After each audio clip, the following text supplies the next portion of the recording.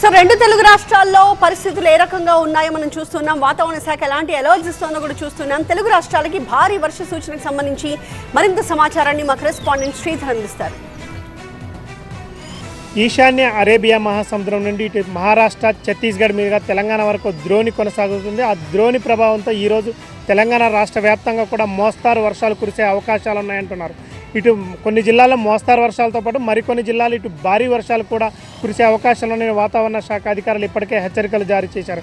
ముఖ్యంగా ఇటు ఆదిలాబాద్, నిజామాబాద్, మంచిర్యాల, కరీంనగర్, నిర్మల్ జిల్లాలో ఇటు భారీ నుంచి అతి భారీ వర్షాలు కురిసే అవకాశాలున్నాయని వాతావరణ శాఖ అధికారులు అంటున్నారు. రాగల 2 రోజులు కూడా అంటే ఈరోజు రేపు కూడా తెలంగాణ రాష్ట్ర వ్యాప్తంగా ఇటు మోస్తారు నుంచి భారీ వర్షాలు కురిసే అవకాశాలు ఉన్నాయని, దాంతోపాటు ఉరుములు మెరుపులతో గంటకు 30 నుంచి 40 కిలోమీటర్ల వేగంతో ఈదురుగాలులు కూడా వీచే అవకాశాలు ఉన్నాయని వాతావరణ శాఖ అధికారులు అంటున్నారు. ఇటు రాగల 4 రోజులు చూసుకుంటే మాత్రం హైదరాబాద్ నగరంలో ఆకాశం కూడా మేఘావృతమై ఉంటుంది.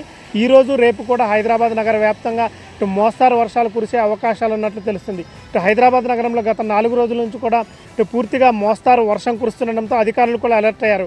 అత్యవసరం అయితే తప్ప ఎవరు కూడా ప్రజలు బయటికి రావద్దని అధికారులు ఆదేశాలు జారీ చేశారు.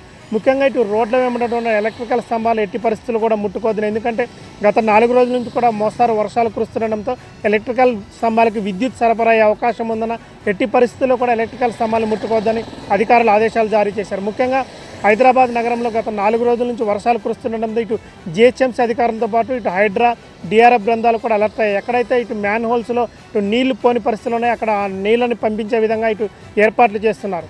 కెమెరా పర్సన్ వెంకట్తో శ్రీధర్, టీవీ 9 హైదరాబాద్.